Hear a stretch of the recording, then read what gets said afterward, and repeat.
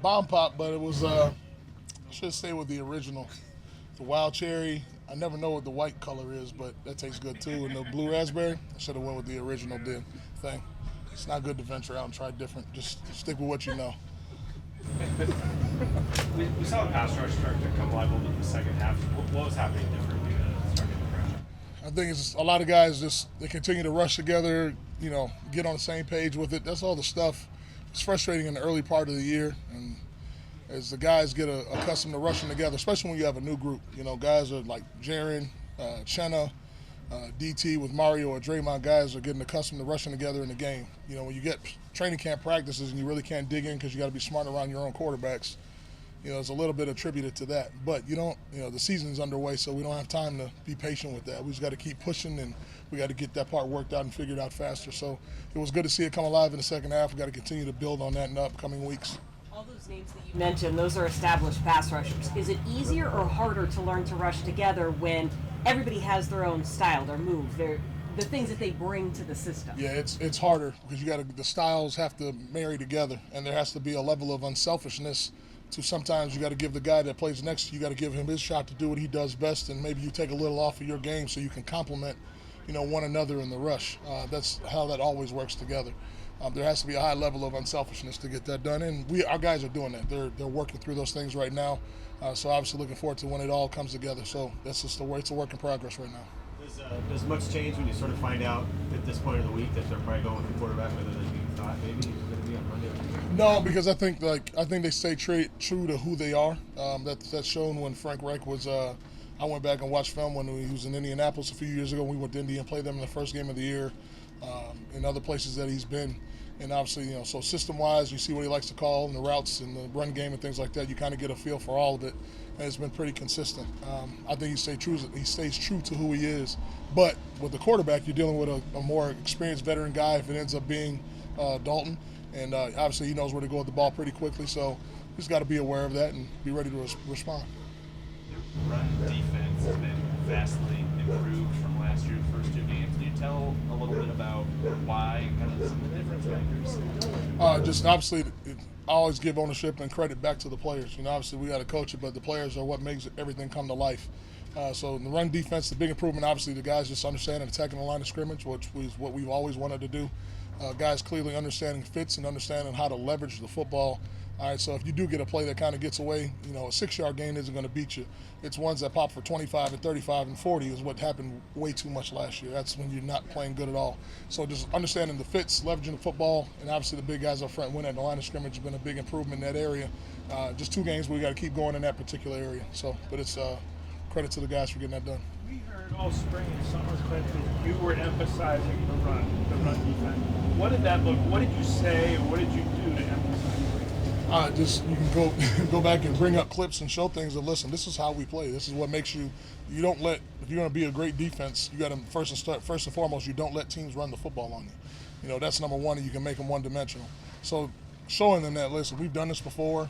Understanding, hey, this is our language. This is how we teach it. This is how it goes together. This is what it looks like. So this is what we got to get back to. And just continue to hammer home, and obviously the staff has done that too. That credit doesn't go to me. I could care less about that. I'll give it to the staff and give it to the players. But they've taken ownership of it, and we just, again, got to keep it going, have consistency. Why did Trey Brown's game not surprise you on Sunday? You know what? I mean, he's shown, obviously, still being a young player, he's shown that he's got playmaking ability, really confident, tough and competitive. Really had a good bounce back coming off of the Rams game, and he's a resilient kid. Anytime you see guys come off of, rough injuries and things like that, like he did coming off of his rookie season, they have some mental toughness to him. They can battle back, and he bounced back in a good way. So it's encouraging to see. What did you think of Witherspoon's game? And then we had seen him do so much nickel, and obviously he was on the outside on Sunday. Yeah, like we talked about before, there's a lot of versatility with the guys and where they can line up and play. It gives you a lot of things that you can get done. But I thought he did a nice job for the first one out. Showed the competitiveness. You see the juice that he plays with, like I talk about all the time. I thought it was great. It's great for the fans to be able to see that. And obviously our guys on defense feed off of that too. Obviously the little flea flicker play, that's going to happen. As long as you play in this league, there's going to be plays you give up. He's going to learn from that. No question. He's a quick study. But I thought he did a really good job in his first one out. What's Andre's role? How can you evaluate it in terms of his with the young cornerbacks and his leadership and how he's calling the plays back there? Yeah, I mean, Quandre's always been fantastic at being on the same page. I think for the young guys, there's a comfort when it comes from him because you know he's going to put you in the right situations, you know, with the communication of the calls and tools and things of that nature.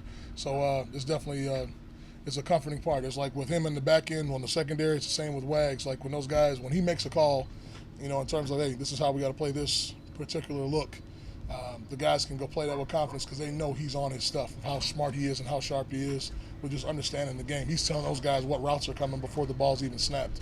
So he's built that reputation with those guys. So there's a lot of confidence in him. Do they take that as a competitive challenge, just in terms of their unit? You talked about Bobby and also Quandre, you know, in a way to bring them up so that their unit can be elite. Yeah, they take that like the question that you hear the young guys ask all the time is like, man, how do they get like that? You know, it comes from years and years of film study. You know, Quandre and Bobby and even Jaren, you know, he's hitting that point where at their point in their career, they let the young guys know, like, this didn't happen. It wasn't like this when I first got on the field. They had to learn the game this way and go through the kind of trials and tribulations, the kind of growing process to help them understand the game. So for the young players that are here, they just got to continue to look and put their eyes in the right spots and identify the things that help them play that much faster and accentuate, kind of improve their level of play faster and faster. So it's been great for those guys to have the veteran leadership around them. This is a little off topic, but I'm not going to get a chance to talk to you before Uchenna Nwosu throws out a first pitch at the Mariners game next week. What evidence do you have that he can hit the target and make a highlight reel play? Man, that's my guy, so I got to keep my fingers crossed that he does not end up on the wrong highlight of a YouTube video. But you know what? He's a guy, he does everything really, really well. So I'm going to hold out hope that he'll do good. But if he doesn't, he'll never hear the end of it. So I wish him luck on that one. Is there a specific technique or coaching point for Spoon on the defensive pass interference that he got? Yeah, I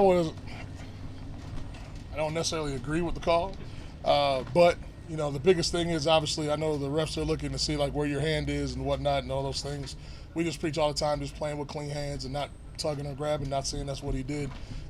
So you just try to stress that some let you play. Sometimes it's a little bit different. I don't want to say a whole lot. You try to get me fined. I appreciate my money, so I don't want to let that go anywhere else. In terms of him being a quick runner, it did look like they tried something similar on him later. Was he better? Yeah, absolutely. He's a kid that's really, really smart, and he's on top of his game. So it's going to be hard to get him twice. Yeah. You mentioned obviously a lot about Bobby's leadership, but as far as the run defense, what do you see, I guess, that he brings, either leadership or skill-wise, that maybe you guys didn't have last year? I mean, anytime, and it's no knock on who was here in the past and what those guys did, but you're talking about Bobby Wagner. I mean, not everybody's like that, so there's no insult to say that. He's a unique guy, and obviously his experience playing the game, hearing the line calls and things of that nature, the little tips and tendencies that he hears, he can alert guys to where the football's going. So that helps everybody else around them be able to play better and play faster. And if they can play better, he's going to appreciate it because they make his job easier too. So it's a give and take on both sides of it. The ice cream truck contest Pete Carroll does. What does the staff, what do you think the players appreciate about that approach and this cutthroat business? The consistency on approach. You know, whether we win a game by a lot of points, if we lose a tough one, whatever the case may be, there's a consistency to how things are done and how you bring yourself to work every single day. Obviously, it's a highly competitive environment. We know how competitive this league is. But the thing that Pete brings to it every day is like, listen, you got to be able to move past the next one. We get back to competition Wednesdays. It's about flushing it and moving on. Whether you won the last game or you dropped the last game, you got to move on and turn the page. And I think the players here appreciate the consistency. You listen to guys talk when they play for other teams and their experiences.